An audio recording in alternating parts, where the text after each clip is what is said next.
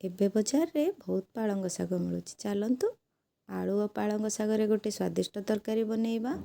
ନ ଖାଉଥିବା ଛୋଟ ପିଲା ମଧ୍ୟ ମାଗି ମାଗି ଖାଇବେ। ଦେଖନ୍ତୁ କେତେ ବଢ଼ିଆ କଲର୍ ଆସିଛି। ପ୍ୟାନ୍ଟିକୁ ଗରମ କଲି, ସୋରିଷ ତେଲ ପକେଇଲି। ଗରମ ହେଲା ପରେ କିଛି ଜିରା ଓ ଶୁଖିଲା ଲଙ୍କା ଦେଇକି ଭାଜିଲି। କିଛି ସମୟ ଭାଜିଗଲା ପରେ ପିଆଜକୁ ଛୋଟ ଛୋଟ ଖଣ୍ଡ କରିକି କାଟିକି ଭାଜିଲି।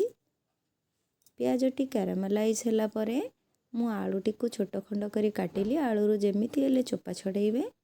ଗ୍ରେଟେଡ୍ ରସୁଣ, ଅଦା ଓ କଞ୍ଚା ଲଙ୍କା ପକେଇକି ଆଉ ଟିକେ ଭାଜିବେ। ଆଳୁଟି ଟିକେ ଟିକେ ସିଝି ଆସିଥିବା ଦରକାର। ଏବେ ଦେଖନ୍ତୁ ପକେଇଲି ହଳଦୀ ଗୁଣ୍ଡ, କଟା ହୋଇଥିବା ଟମାଟୋ। ଟମାଟୋରୁ ପାଣି ବାହାରିଲେ ଆଳୁଟି ସେଇ ପାଣିରେ ସିଝିଯିବ।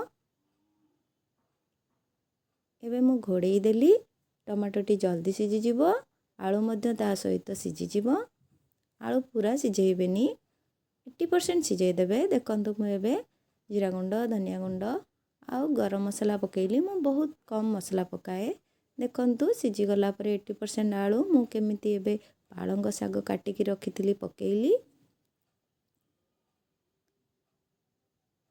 ସ୍ୱାଦ ଅନୁସାରେ ଏବେ ଆମେ ଲୁଣ ପକେଇବା ଆଉ ଲଙ୍କା ଗୁଣ୍ଡ ପକେଇବା।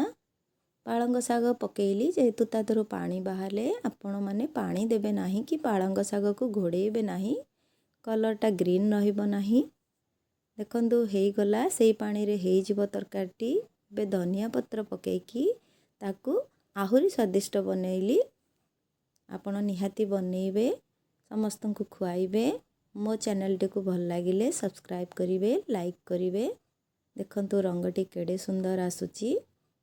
ଧନ୍ୟବାଦ।